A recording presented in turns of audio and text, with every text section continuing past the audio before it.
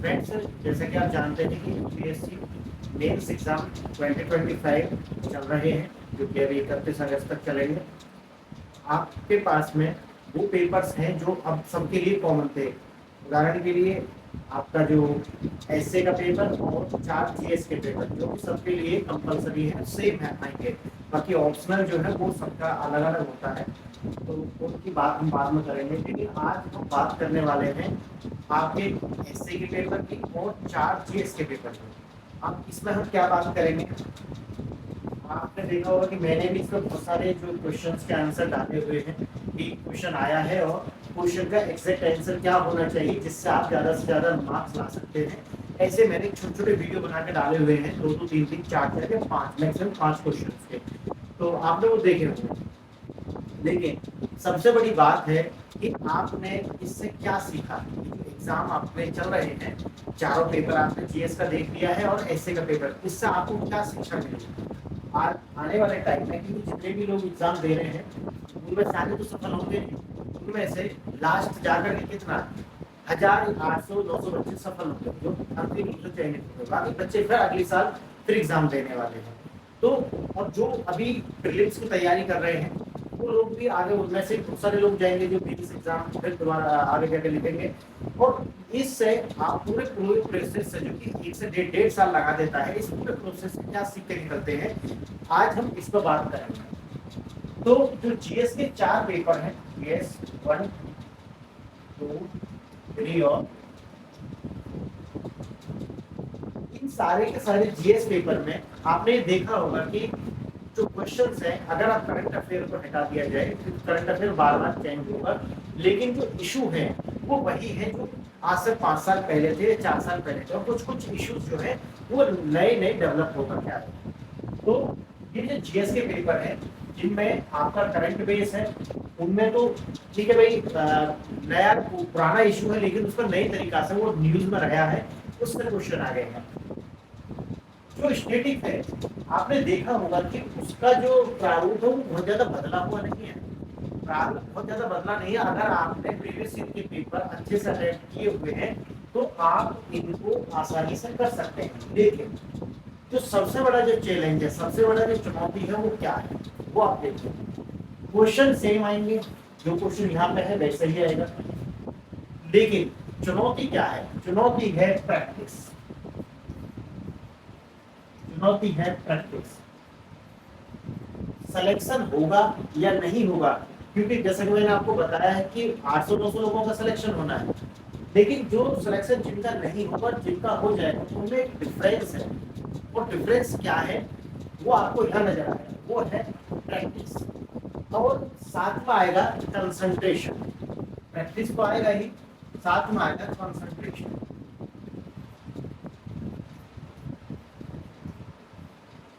अब प्रैक्टिस में क्या है, क्योंकि आपने देखा कि जब से सोशल मीडिया आया है, सोशल मीडिया आने के बाद में हर व्यक्ति जो तैयारी कर रहा है, लगभग हर व्यक्ति क्या सोच रहा है कि मैं तैयारी तो कर रहा हूँ लेकिन मैं साथ ही साथ में चैनल भी चला लेता हूँ। समझ गए, एक चैनल आप अपना साथ में चला रहे हैं। और आप भी ऐसे बहुत सारे अभ्यर्थियों को देख रहे होंगे कि जो ऑलरेडी मेंस एग्जाम दे रहे हैं या प्रीलिम्स एग्जाम दे रहे हैं, उनके चैनल्स हैं। आप सोचिए, और ये अभी से ट्रेंड नहीं है, जब से ये यूट्यूब यानी कि 4G जब से आया है, यूट्यूब पर वीडियो रन करने लगी है, तब से मैं आपको बता रहा हूँ बहुत सारे ऐसे एस्पायरेंट्स जो यूपीएससी क्रैक कर सकते थे या यूपीएससी में अंतिम रूप से चयनित हो सकते थे, लेकिन उन्होंने एक बहुत बड़ी मिस्टेक कर दी। अब उसे गलती से मिस्टेक कह सकते हैं, वो है सोशल मीडिया पर जाकर के पैसा जल्दी से कमाने की जो लालसा है। कि एक्सक्यूज क्या है, एक्सक्यूज ये है कि भाई हम कमाने लगेंगे। अगर आपको कमाना है तो आप कमाइए, अगर आपको यूपीएससी देना है तो आप यूपीएससी दीजिए। ऐसे जो लोग हैं वो मार्केट में आपको बहुत सारे लोग मिल जाएंगे, और अंतिम रूप से आप जब देखेंगे इनको, उनमें से ही बहुत सारे ऐसे लोग, 99% लोग इनमें से चयनित नहीं होगा। यूट्यूब पर आना या सोशल मीडिया पर सिलेक्शन के बाद में आना वो एक अलग मैटर है, लेकिन पहले से ही सोशल मीडिया पर आकर के एक छवि बना देना कि भाई मैंने 5 अटेम्प्ट दिए, मैंने 4 अटेम्प्ट, मेरे इतना इंटरव्यू, ये सब कुछ करना कहीं ना कहीं ये आपको कहाँ लेकर जाएगा, आपका सिलेक्शन से दूर लेकर के जाएगा।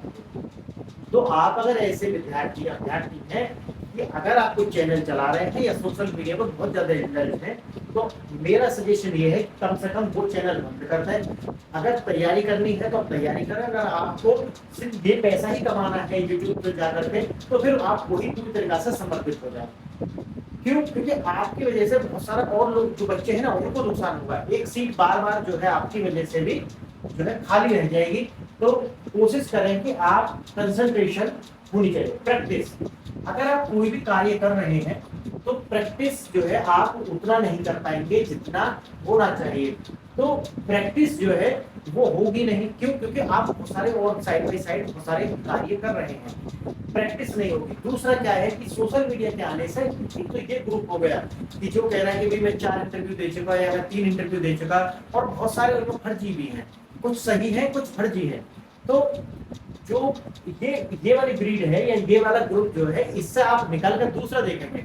अब एक सामान्य बच्चा जो तैयारी करना आया है, तैयारी के इसी दौरान में वो क्या करेगा, बहुत सारे ऐसे सोशल मीडिया पर चैनल्स हैं, यूट्यूब चैनल है, एआई के आने से और भी बहुत सारा जो मटेरियल है वो आपको, यानी कि मटेरियल की एक्सेस बहुत ज्यादा है। और आपके ऊपर मैं पहले से 2 साल से कह रहा हूँ कि बम्बार्डिंग ऑफ द इंफॉर्मेशन। और ये 2 साल पहले का एक वीडियो है मेरा, आप जाकर देखिए, 2-2.5 साल पीछे का ही वीडियो है। वहां पर भी मैंने, जब तो एआई वगैरह का इतना कुछ था भी नहीं इसमें, मैंने तब भी बोला था कि आने वाला जो समय है वो बम्बार्डिंग ऑफ द इंफॉर्मेशन होगी और आप कंफ्यूज हो जाओगे कि इसका करना क्या है। क्यों? क्योंकि आप जब अभ्यर्थी होते हैं उस जीवन में आपको हर एक छोटी से छोटी जानकारी लगती है कि ये तो एग्जाम में आ जाएगी। सच्चाई ये है नहीं, हर इंफॉर्मेशन आपके एग्जाम के लिए जरूरी नहीं है।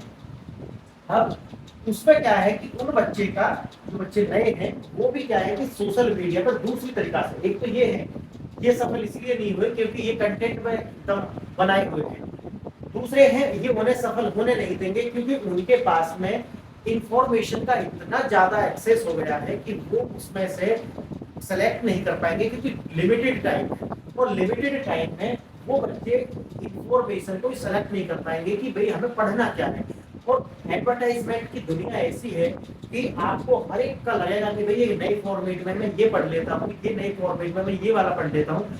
इससे आपकी क्या हो जाएगा, आप मैनेज ही नहीं कर पाओगे, आपका जो टाइम टेबल वो आप बना नहीं पाओगे।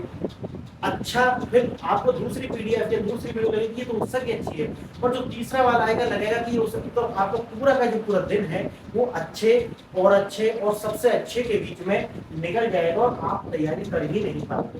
यूपीएससी में अगर आपको सक्सेस होना है, आप मेरी वीडियो भी जो पीछे वाली वीडियो बनाई है उसमें भी जाकर आप देख लेना, मैंने वहां पे भी बताया।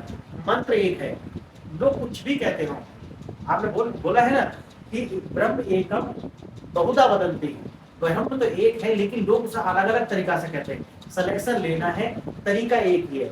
आप गांव से आते हैं, आप बहुत अच्छे शहर से आते हैं, आप बेकार यूनिवर्सिटी से पढ़ के आते हैं या आप टॉप मोस्ट यूनिवर्सिटी से पढ़ के आते हैं, तरीका एक है। तरीका क्या है कि आप आंसर राइटिंग की प्रैक्टिस करें, आंसर राइटिंग की प्रैक्टिस।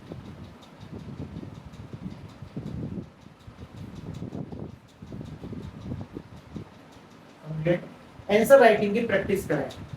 अब बहुत सारे ऐसे एस्पायरेंट होंगे कि जो कहेंगे कि सर हम तो अभी फर्स्ट ईयर में है, सेकंड ईयर में है, या हम तो फाइनल भी कर गए हैं लेकिन हम ऐसी यूनिवर्सिटी से पढ़े हैं कि वहां पे आंसर राइटिंग ऐसा कुछ था ही नहीं कि भाई आप एक फॉर्मेट में रहते हुए आप आंसर राइटिंग करें, या जो नए नए इश्यूज हैं उन पर आंसर राइटिंग करें, या आप एक्सटेंट, यानी जैसे बोलते हैं ना एक्सटेंट को आप तुरंत सोचें, स्पॉन्टेनियस, तुरंत यहाँ बैठे हैं और आप उसको तुरंत सोचें, उसके आपके पास में क्या होने चाहिए, डेटा भी होना चाहिए, ताकि वो जो क्वेश्चन बोल रहा है उसको आप सही से जस्टिस कर पाए उस क्वेश्चन के साथ। तो ऐसा तो हमने कभी देखा नहीं। तो आप इस वाली ये जो आंसर करते हैं, इससे किस तरीका से हम कर पाएंगे।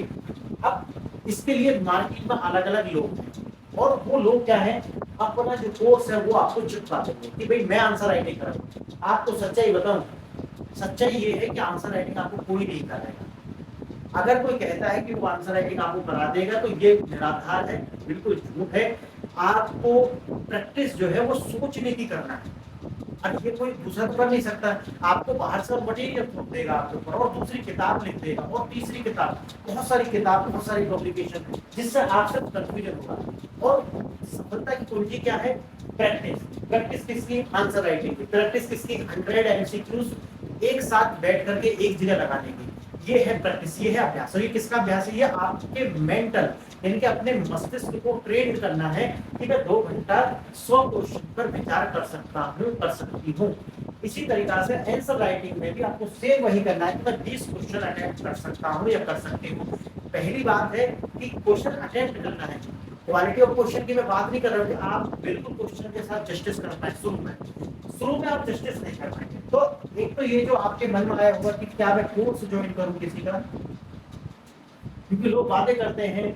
जो व्यक्ति एडवर्टाइजमेंट में आएगा ना, वो आपको कोर्स में बिल्कुल नहीं दिखेगा। आप जितने भी लोग पढ़ा रहे हैं ना, ये सब एडवर्टाइजमेंट का ही कमाल है कि वो आपके घर तक आ गए हैं, आप उन्हें जानने लगे हैं। आपने उनसे कुछ पढ़ा नहीं है, लेकिन आप मानने लगे हैं कि वो एक यूपीएससी के टीचर है ना, लेकिन आपने उनसे कुछ नहीं पढ़ा, फिर भी आप, ये है एडवर्टाइजमेंट की पावर, ये है एचआर की पावर, ये है पीआर की पावर। तो ये पावर है।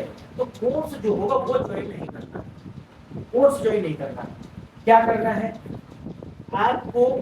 अगर हो सकता है तो मेंटरशिप ज्वाइन करना है। मेंटरशिप, मेंटरशिप अगर ऐसा कोई प्रोग्राम कहीं पे भी है, आप ये मैं भी लेकर के आ रहा हूं, तो मेंटरशिप प्रोग्राम आपको ज्वाइन करना है। मेंटरशिप प्रोग्राम में क्या होना चाहिए? मेंटरशिप प्रोग्राम में ये होगा कि जो आप आंसर राइटिंग कर रहे हैं, शुरू के 10-15 दिन आपको गाइडेंस की जरूरत है कि आप आंसर राइटिंग करें। देखो, मन आपका भगेगा, ब्लॉकेज आपके माइंड में वो आपको रोकते हैं कि आप ये नहीं करते, पहले एक बुक खत्म कर लेते हैं, पहले 2 चैप्टर खत्म कर लेते हैं, पहले 3 चैप्टर खत्म कर लेते हैं, मुझे तो आता ही नहीं है, मैं सोच ही नहीं पाता। ऐसे बहुत सारे एक्सक्यूजेस आपके माइंड में आएंगे। लेकिन आपको जो मेंटर होगा, जो मार्गदर्शक होगा आपका, वो आपको बताएगा नहीं, आपको आंसर लिखना है और मुझे भेजना है। अगर आपके ऊपर एक कंपल्सन होगी कि भाई 5 बजे मुझे एक आंसर लिख करके भेजना ही है, यूट्यूब टेलीग्राम पे जो भी उनके पास प्लेटफॉर्म है वहां पर भेजना है, तो आपके ऊपर एक कंपल्सन हो जाएगी कि भाई मुझे आंसर लिखना है। एक आंसर लिखना है, मानो 15 दिन तक आप एक आंसर लिख रहे हैं, 15 दिन के बाद आप 2 आंसर, वो मेंटर बताएगा आपको कि भाई ये आपको करना, ये आपको करना। तो आपके पास में एक ऐसा व्यक्ति होना चाहिए जिसको यूपीएससी का एक लंबा अनुभव है और साथ ही उसको एक लंबा अनुभव है, और वो आपको एक मार्गदर्शक के रूप में गाइड कर सकता है कि आपको इस दिशा में जाना है, आपको ये नहीं करना है, आपको ये करना है। देखो, आज के टाइम में ये बताने की जरूरत नहीं है कि आपको क्या क्या करना है, आपको ये बताने की जरूरत है कि आपको क्या नहीं करना है। अगर आपको ये पता चल जाए कि आपको क्या नहीं करना है, तो आपके सक्सेस के चांस बहुत ज्यादा हो जाएंगे। आपको बचना कैसे है? आपको मल्टीपल रिसोर्सेज से बचना है। आपको जितने भी ये मार्केट में प्रीडेटर्स घूम रहे हैं ना, नहीं प्रीडेटर्स कहता हूँ, ये प्रीडेटर्स जो है इनसे बचना है, क्योंकि ये तो अपना मकसद निकाल के चले जाएंगे। और ये मैं आज नहीं बोल रहा हूँ, ये मैं पीछे 3 साल से बोल रहा हूँ। ये मकसद निकाल के चले जाएंगे और फिर बचेंगे आप जो 2 साल बाद, 3 साल बाद, 4 साल खराब करने के बाद सिर्फ एक कंपनी में जॉब कर रहे होंगे या फिर छोटा मोटा कोई कार्य कर रहे होंगे।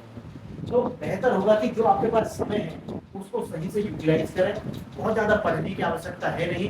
पेपर जो अभी हुआ है 2025 का जो लेटेस्ट एग्जाम है, सारे 4 पेपर जो है, पूरे के पूरे 4 पेपर, ऐसे का 5 पेपर और ऑप्शनल जो आपने बनाया है उसके 1 पेपर, यानी कि 2 उसके पार्ट 1 पार्ट 2, यानी जो ये 6-7 पेपर है, प्लस जो क्वालिफाइंग एक लैंग्वेज का पेपर है और एक इंग्लिश, ये आपके पास होने चाहिए। ये जो पेपर है ये आपके मार्गदर्शक भी होंगे, लेकिन ये सिर्फ मार्गदर्शक होंगे, लेकिन आपको कंपल्सन नहीं करेंगे। तो कंपल्सन के लिए यानी कि आपको मजबूर करे कोई कि भाई ये करके भेजना है मुझे, तब आप कर पाएंगे। और फिर वही धीरे धीरे जो कंपल्सन वो आपकी आदत में डेवलप हो जाएगी। आंसर राइटिंग की आदत डालो और आंसर राइटिंग को इवेंट स्पॉन्टेनियस सोचने से, लाइब्रेरी जाना, ये जाना वो जाना, ये सब बंद करो, क्योंकि उससे कुछ नहीं होगा। अपने रूम में बैठो, चाहे गांव में हो, शहर में हो या छोटे कस्बे में हो, सिर्फ और सिर्फ एक बात दिमाग में याद रख लेना कि चैप्टर 1 पढ़ लो। सिर्फ वो एक ऑर्डर है, चारा है, आपके दिमाग को एक चारा मिल गया। अब उस पर डिफरेंट तरीका से सोच सकते हैं, डिफरेंट तरीके। बहुत ज्यादा रिसोर्स फॉलो मत करो, बहुत ज्यादा यूट्यूब चैनल्स के पीछे मत भागना, बहुत ज्यादा कोर्स ज्वाइन मत कर लेना, और जितने भी टीचर हैं उनके चरण चुंबन में मत लग जाना। आपको अगर आईएएस बनना है तो उसके लिए एक एटीट्यूड की जरूरत है और अपने आप को फोकस रखने की जरूरत है, और प्रैक्टिस करना है, सही प्रैक्टिस करना है। यानी कि आए हुए पीवाईक्यूज की प्रैक्टिस करना है। आए हुए पहले तो पीवाईक्यू जो है यूपीएससी के प्लस फिर बाद में जो भी मेंटर होगा वो आपको प्रोवाइड कराएगा। मैं हूं तो मैं आपको प्रोवाइड कराऊंगा। तो ये उन क्वेश्चन की प्रैक्टिस करना, एक उनके मॉडल आंसर होने चाहिए कि भाई आपने लिख के भेज दिया 15-20 दिन या 1 महीना की प्रैक्टिस के बाद में आप आंसर भेज रहे हैं, लेकिन 1 महीना की प्रैक्टिस के बाद में अब धीरे धीरे आप आपको गाइड करना पड़ेगा कि भाई यहाँ गलती आप कर रहे हो, यहाँ पे ये वाला डेटा आप डालते हैं तो ज्यादा बेहतर होता है। तो बहुत सारे इंप्रूवमेंट आंसर राइटिंग में, जब आप आंसर राइटिंग करते हो तो आपकी स्पीड मैटर करती है। स्पीड बहुत अच्छी होनी चाहिए। जब आप 20 क्वेश्चन अटेम्प्ट करोगे तो क्वेश्चन को लिखने की speed plus answer writing readable होनी चाहिए। चाहे आप किसी भी भाषा में लिख रहे हैं लेकिन रीडेबल होना चाहिए। आपको एरर नहीं होनी चाहिए, यानी कि त्रुटि नहीं होनी चाहिए, शब्द को सही से लिखते आना चाहिए। तो बहुत सारी चीजें हैं, प्लस आंसर की जो फॉर्मेटिंग है वो भी बहुत मायने रखती है। तो बहुत सारी बातें हैं जो आपको आपके ये जो पेपर हुए हैं इनको लेकर के 31 अगस्त के बाद में आप देखोगे कि आपके पास सारे पेपर आ जाएंगे। जिसका जो ऑप्शनल बनाना है वो भी क्वालिफाइंग पेपर है। ये तो आपके पास 5 पेपर है, इनसे आपको एक दिशा लेनी है। अगर आप खुद को मैनेज कर सकते हैं तो ठीक है, नहीं तो मैं कोई कोर्स ज्वाइन करने के लिए नहीं बोलता, मैं कुछ भी खरीदने के लिए नहीं बोलता, लेकिन एक चीज आपको जरूर बोलता हूँ कि अगर कहीं पर भी ऐसा नहीं कि मुझसे ही करो, अगर मुझसे करोगे तो बेहतर है, बाकी कहीं से भी अगर करना है तो मेंटर से बात जरूर करो, जो वास्तव में वैसे इतना टाइम किसी के पास नहीं है, मैं आपको बताऊं। तो बेहतर होगा कि आप यही पे ज्वाइन करना इसी चैनल पर, और इसका प्रोसेस मैं आपको बता दूंगा। तो मेंटरशिप आपके पास होनी चाहिए जो आपको कंपल्सन करे, आपको मजबूर करे कि भाई लिख के भेजना है, इतने क्वेश्चन फिर इतने क्वेश्चन, फिर उनकी फॉर्मेटिंग कर करके हम वापस भेजें कि आंसर जो है इस तरीके से आपको लिखना चाहिए था और आपने ये लिखा। अपने आप को बिल्कुल ही, अगर आप सोचते हैं ना कि मैं आज बहुत ज्यादा पढ़ लिया हूँ, ऐसा मत करना। देखो बहुत ज्यादा पढ़ना और वॉच करना आपके साथ बेहतर है कि मत पढ़ना। ना पढ़ना ज्यादा आपको सुकून देगा, ज्यादा आपको और अपने माइंड को जो है ज्यादा सोचने के लिए विवश करेगा। बल्कि आप जो उल्टा सीधा पढ़ते हो ना कि कहीं से कोई वीडियो आ रही है वही देख ले रहे हैं, टेलीग्राम पे पीडीएफ बना के वही पढ़ लेते हैं, न्यूज़पेपर में आधा दिन निकाल दे रहे हैं, ऐसा मत करना। न्यूज़पेपर ज्यादा से ज्यादा 30 मिनट का होना चाहिए जिसमें नोट्स भी बनेंगे और वो न्यूज़पेपर आप पढ़ लोगे। 1 से 2 तथ्य आते हैं डेली के न्यूज़पेपर में, 2 से 3 फैक्ट से ज्यादा कुछ नहीं होता जो रिपीटेड ना हो। वो रिपीटेड है, सब रिपीटेड आता है। समझ गया मैं क्या कहना चाह रहा हूँ? हेडिंग प्लस 2-3 फैक्ट होते हैं जो काम के होते हैं, इससे ज्यादा कुछ नहीं होता, जिसे आप एग्जांपल के तौर पर यूज कर सकते हैं। 30 मिनट से ज्यादा न्यूज़पेपर को देना मूर्खता है, उससे ज्यादा मत करना। अपने आप को कंसंट्रेट रखना। कोई चैनल मत खोल लेना। अगर यूपीएससी की तैयारी करके सिलेक्शन लेना है तो चैनल मत खोल लेना। अगर पैसा कमाने हैं तो फिर आप सिर्फ धोखा ही दे रहे हैं दूसरे को, समझ गए? तो ये सब आज क्या हो रहा है, यही तो हो रहा है ना कि जो बच्चा कोचिंग कर रहा है वो भी चैनल खोल कर बैठा, सिलेक्शन होना नहीं है, बात को भी बढ़ाएंगे। तो आज का जो मेरा उद्देश्य था वो था कि ये जो 4 पेपर है प्लस एसए का जो पेपर है आपके पास, ऐसे का जो पेपर है, इनको आप अपना बेस बनाएं, इनको अपना मेंटोर बनाएं। और अगर आप खुद डेडिकेटेड हैं, जो कि होते नहीं ये लोग अमूमन नहीं होते, तो अगर नहीं है तो मैंने तुमको रास्ता बता दिया। अगर आप हैं तो इनको अपना मेंटोर बना करके सब कुछ हटा दो अपने रूम में, जितना फालतू की किताब है, जितने चैनल आपने सब्सक्राइब किए हुए हैं, जो टेलीग्राम, सब हटा दो। और एक चीज अपना फोकस रखो, साफ सुथरा कमरा और एक मेज और एक सिंगल बुक और एक मेंटोर से आपके पास होनी चाहिए। तो कहीं ज्वाइन करा हुआ है तो बेहतर है, नहीं तो आप मेरे चैनल से भी जुड़े रहेंगे तो यहाँ पे भी आपको बहुत कुछ मिल जाएगा। बहुत सारे चैनल ज्वाइन मत कर लेना, और नहीं तो आप जो जाकर के फिर फंस जाओगे।